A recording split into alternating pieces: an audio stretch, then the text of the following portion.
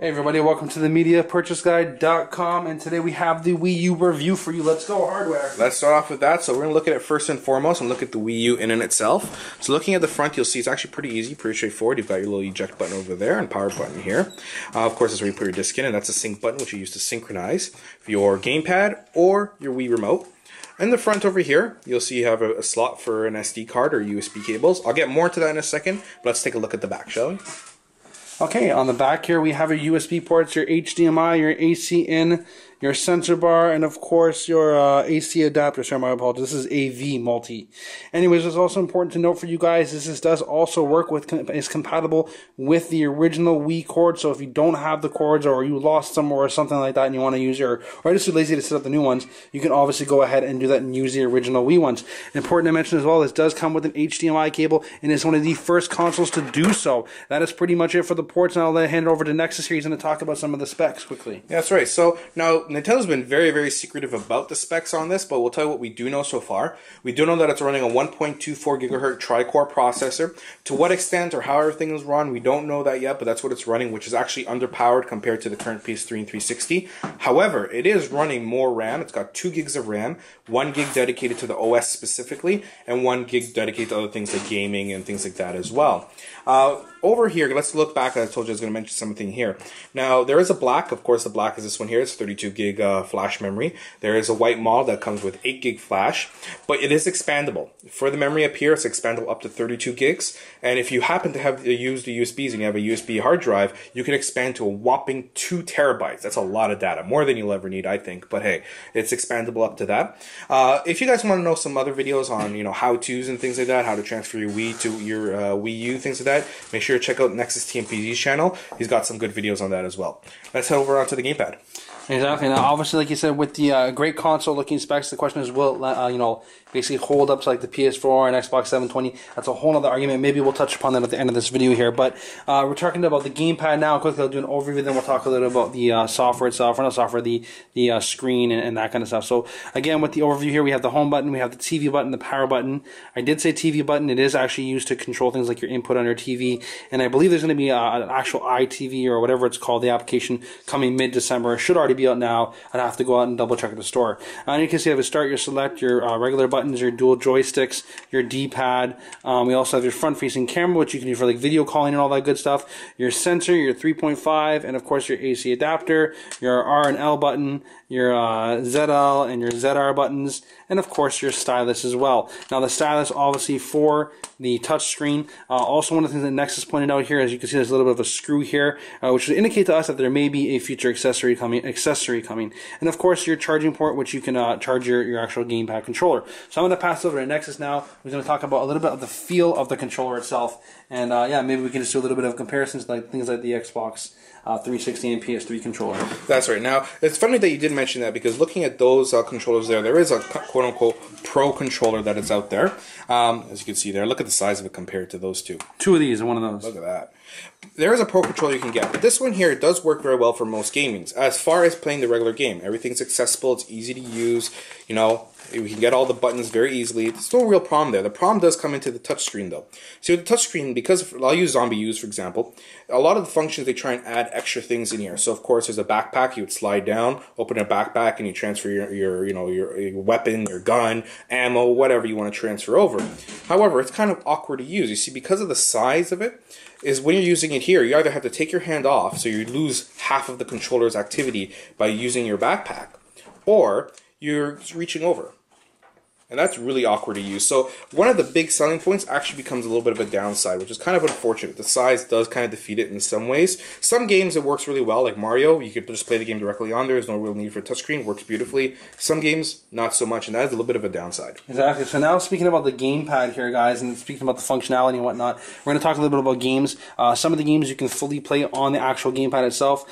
Some of the other games you can only use certain components. So when we're talking about full functionality, I think the controller, the content is absolutely great. It kind of comes back to what happened with the PS Vita.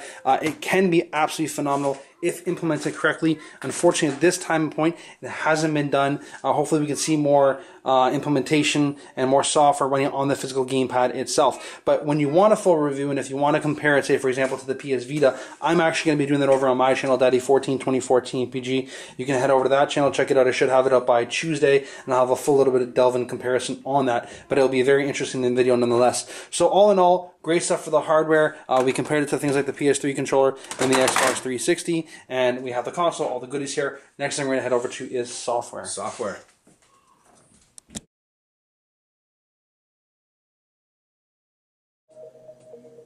Okay, and we are back for software. So we have the gamepad set up for you here, guys, and I have the status. I will do a little bit of navigation while Nexus will be covering some pointers for you. He will talk about the software that is available in terms of games and the software that's built into the console. Nexus, take it away. All right, so the first thing you'll notice is that we are filming this directly off the gamepad itself and not capturing it off the TV because all the actions are done directly through the gamepad. You actually can't navigate on the TV. To see what's on the TV now, we'll hit actually that little button that's at the top, and that'll show us what's on the TV. So now that we can navigate what's on the TV now, the other menu now moves up, and we can't control that, which is unfortunate. Here you can see, you can look at the, the different Mii's and see different people all over the world, which is cool. And there's some games that actually utilize that fairly well.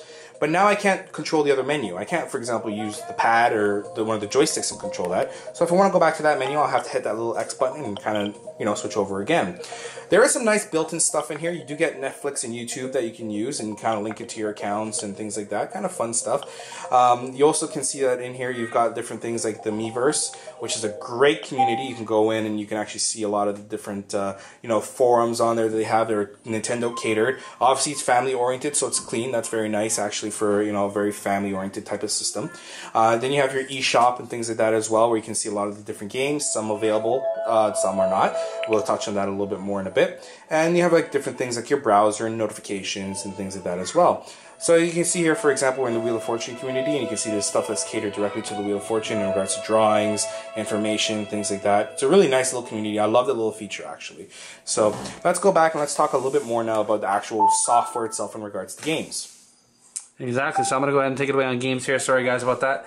I got a little bit distracted. But yeah, talking about games and software, I want to bring the conversation to point of next-gen console. This is supposed to be a system that's going to compete with the likes of consoles like the Xbox 720 and the PS4/Orbis. And quite frankly, in terms of software, it's not doing that at this point. One of the points that Nexus brought to my attention here is the best game on the Wii U console right now is a side-scrolling game. And while that tends to be the case with a lot of Wii and we're talking about Mario for those of you who are unaware, it doesn't excuse the fact that if they're trying to mature their audience, they need to mature their games and bring games that people are going to enjoy. And not just games, but individual IPs, not consistent rehashes. We have a Call of Duty on the PS3 and Xbox 360, and if I'm a PS3, Xbox 360 owner, and I'm going to pick up Call of Duty, there's no incentive for me to go pick out a Wii U, because I can play that game on my PS3 or my Xbox 360. So you need those games that are going to encourage incentive to buy. And that would probably be our biggest quarrel with the Wii U at this point, is a lack of individual IPs. Not to say they don't have any, but the lack thereof, and they need to continue to build that and push forward. That's pretty much it for the games. Obviously there's some applications like Nexus did touch upon with Netflix and YouTube.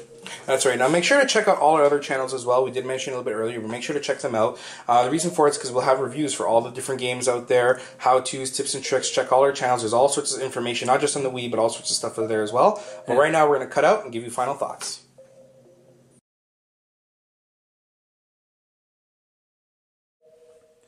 Okay, so we are back with our final thoughts. We talked about hardware, we talked about software. Let's go ahead and give you a final score on a metric system of 1 to 10 of the Wii U console itself. That's right. So based on a score of 1 to 10, based on everything we looked at the Wii U and how we feel about it and everything that it offers, we're going to currently give it a score of a 7.2 out of 10. So not bad, pretty decent, but not amazing either. But the big question is, should you buy it? Exactly. So it really comes down to a collect it or reject it. And I think I'm going to go ahead on my level and I'm going to say reject it. That's Nexus? Right. We're both on reject it. Right now, TMPG stands by firm that this is a reject it. However, there is some potentials to the system in itself. Mm-hmm. When you look at the system and what it offers and everything, that right now, as it is today, there is no reason to own a Wii U. I'll be honest, we play with it, look at the software, there's no reason. Mm-hmm. However, it could be a good transitionary system. And we talked about Gateway, for example, and that's basically exactly what Nexus is saying. The people who are casual gamers in the Wii and want to come over to the hardcore gaming environment, this is a great gateway console to bring them into that hardcore generation. What Nexus was saying is not today, and that is true.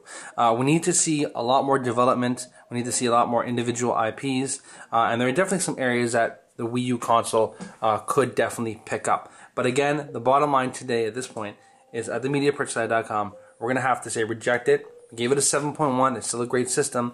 What I'm going to ask you guys right now is, do you agree with the score? Leave it in the comment section. Let's start an interesting debate, because I know you guys had opinions on it. And let's see what you think about the Wii U console. Leave that in the comments. Remember to like and subscribe. That's right, that's right. So, if you have anything else you want to see, we are going to be doing other videos as well. So just make sure you check out all the channels and check out themediapurchasesite.com. Exactly. Thank you very much for watching, guys. We'll see you in the next video. See you next time. Take it easy.